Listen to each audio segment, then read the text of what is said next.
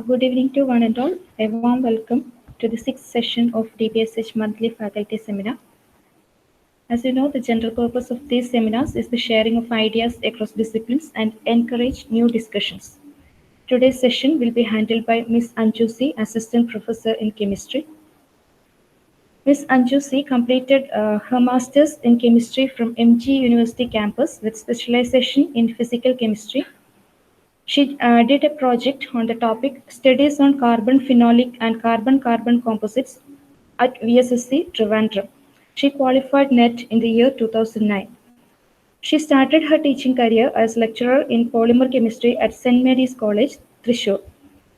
She has been working as assistant professor in chemistry in the Department of Basic Sciences and Humanities, FARSET, since 25th July 2011.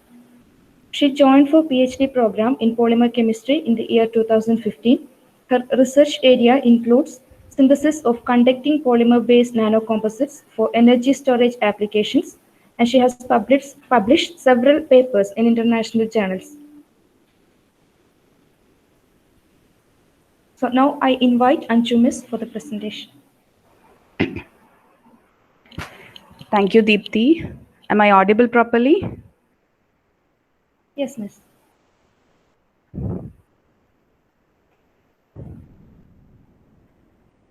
Can you see the PPT?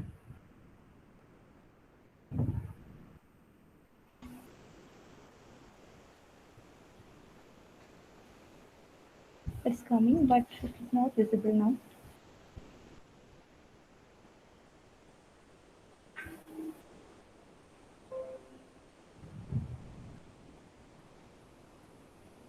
Is that okay now? Oh, yes, Miss. Okay. Okay. So good evening, everyone. Today, I'm going to present a topic, conducting polymers and its applications. So before going to the details of conducting polymers, I'm giving a few introduction regarding this. So a polymer means it's a very large molecule which is formed by the combination of small molecules. The small molecules, we call it as a monomers. So monomers, they are considered as a building blocks of a polymer chain. So in our daily life, we can see many applications of polymers, like plastic bottles we are using, the polyester cloth, glucose, everything, it's a kind of polymers. So when these monomers combine together to give a polymer, we can get different kinds of arrangement. For example, these monomers, they can arrange to form a linear polymer, or they can arrange to form a branch-like structures, or they can give a cross-link structures. So when you consider this linear, branch, or cross-link, they give us different properties to a polymer. For example, when you consider this cross-link polymers, they give good strength to your material. And likewise, linear and branch polymers, they exhibit their own properties to the polymers. So you see the Teflon coating, the non-stick pans we use in a kitchen, which has a Teflon coating. That coating is called a Teflon and has a formula CFCFN times. And this is considered as a linear polymer. The polythene cover we are using, it's the kinds of branch-like polymer. And one of the example for cross-link polymers is a bakelite. The bakelite, it is having many applications in our daily life, like the handles of the household utensils we are using. It is used to make the bangles. It is used to make these billiard balls, the structure of a telephones and microphones, etc. Everything is made up of a polymer. These kinds of cross-link polymers. So all these polymers we came across, they normally they will not conduct electricity. They are non-conducting. But there are a class of polymers which can conduct electricity, and they are known by the name conducting polymers. And why they are conducting is because of the speciality in the structures, in the polymer backbone. You see, there is an arrangement like an alternate single bone, double bone, single bone, double bone arrangement. This arrangement, we call it as a delocalized structure. And because of the presence of these kinds of structure in a molecule, the conducting polymer becomes conducting. So what about the range of conductivity of these polymers?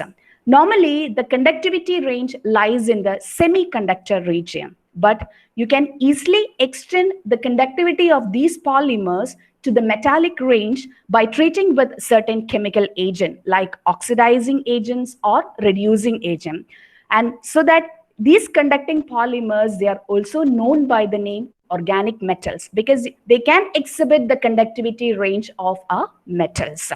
So the three scientists, Ellen Heger, Hideaki Shirakawa, and Ellen McDiarmid, the three scientists, they were awarded the Nobel Prize in the year 2000 for the discovery and development of these conducting polymers. So as I said earlier, we can extend the conductivity of these polymers easily into the metallic range.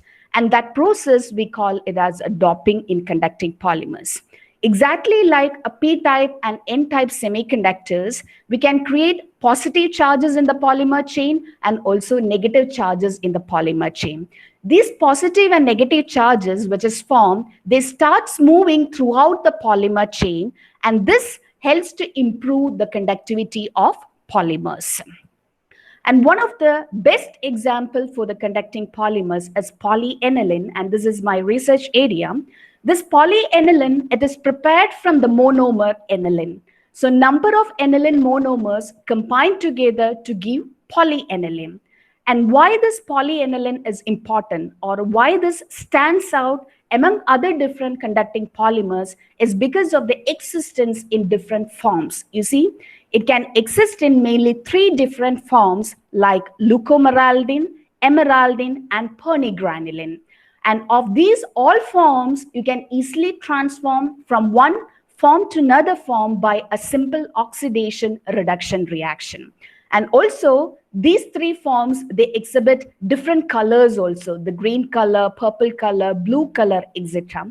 Of these, the green color form, which is called the emeraldine salt form, is the most conducting form of polyaniline. So, more than polyaniline, nanopolyaniline are getting more attention these days. And what is the relevance of this nano, or which material you can call it as a nano material? You can call a material as nano if one of its length dimension is between 1 to 100 nanometer. Likewise, we are having zero dimensional material. That means all the dimensions lies within 1 to 100 nanometers, and you can call them a nanosphere or nanoparticles. One dimensional nanomaterial means one of the dimension is above 100 nanometer, not below. One of the dimension is above 100 nanometer, like a nanofiber. So in nanofiber, the length will be above 100 nanometer. And two-dimensional nanomaterials mean two of the dimensions will be above 100 nanometers. That is, the thickness, it will be less than 100 nanometer. You can call them a nanosheet or a nanofilm. And three-dimensional nanomaterials means here all the dimensions are outside the nanometer range. That is considered a bundle of zero dimension, one dimension, two dimension, or three-dimensional material. So why we are trying to synthesize the material in nano size? It is because of its properties. When you synthesize a material in nano size, we are getting an exceptional physical and chemical properties.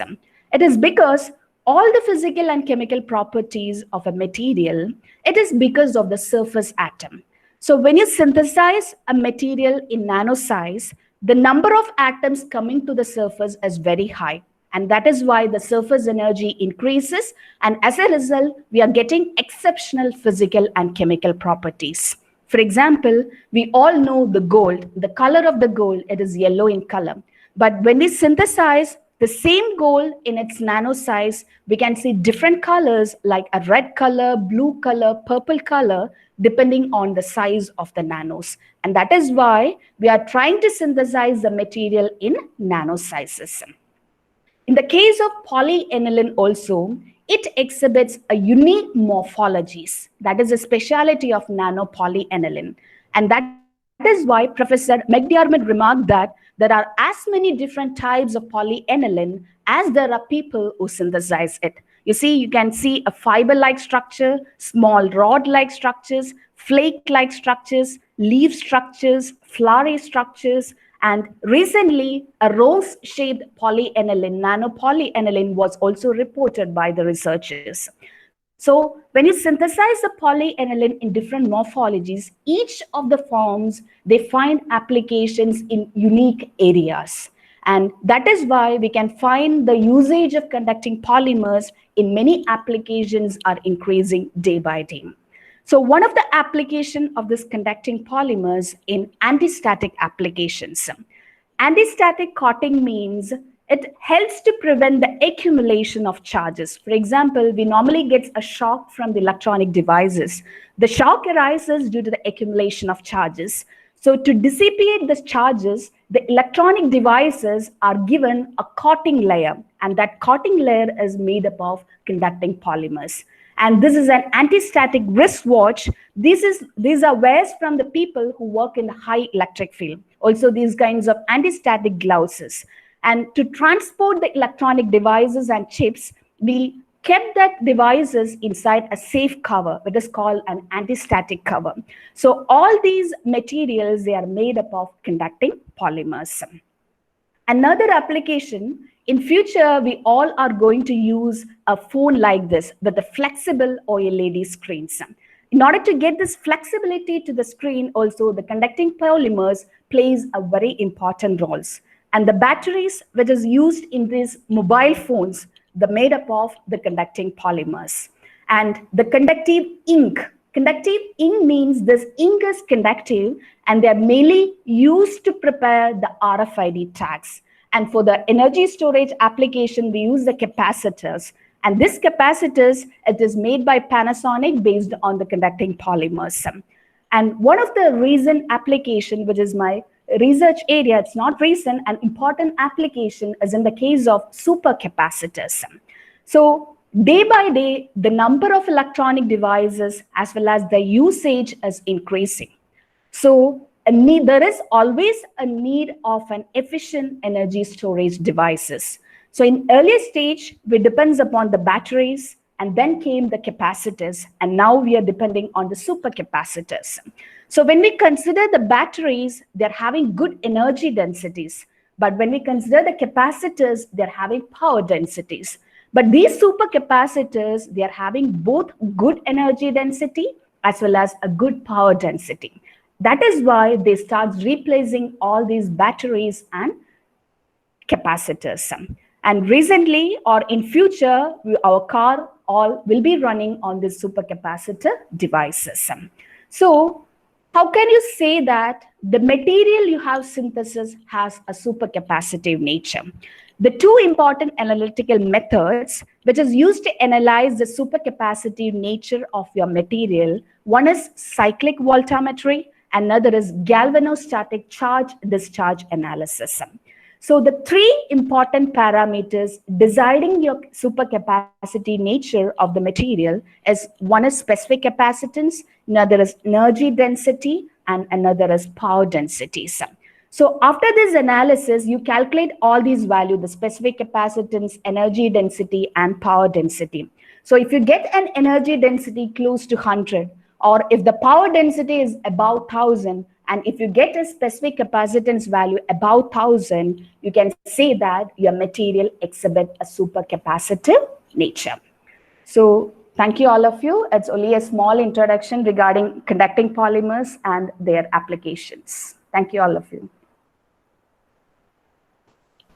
Thank you, Miss. Now you can ask questions. Please unmute your microphone and ask questions.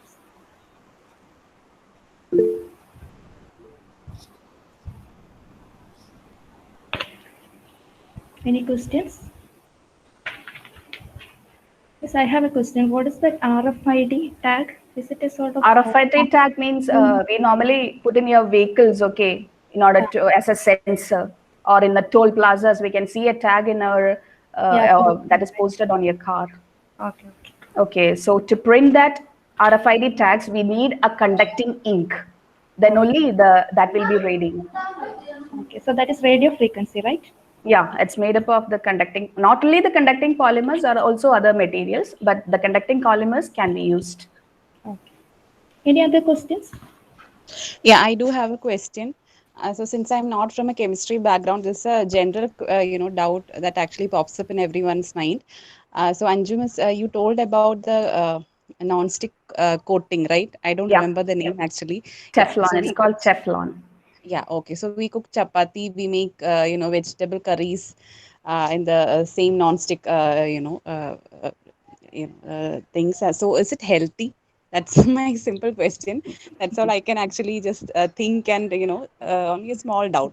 Okay. We cannot say that it's not healthy or it's healthy, because we always say that if the coating gets broken or if a damage happens to to that coating, we cannot use that cookware, right? In that Yes, cases, it yes. is not safe to use a coating, to use a vessel. So is Otherwise, there it's any, okay. yeah, is there any specification? This is the same. I mean, obviously it's not safe, but still, if we are going to choose any kind of utensils like that, which is the safest one then? That we cannot say. If we go for a prestige, they say that they are giving us a better quality of Teflon coating. If you go to some other brand or Butterfly, they give some other coating. But we cannot say that this is exactly good or not. Okay, thank you, ma'am. Okay. Any other questions?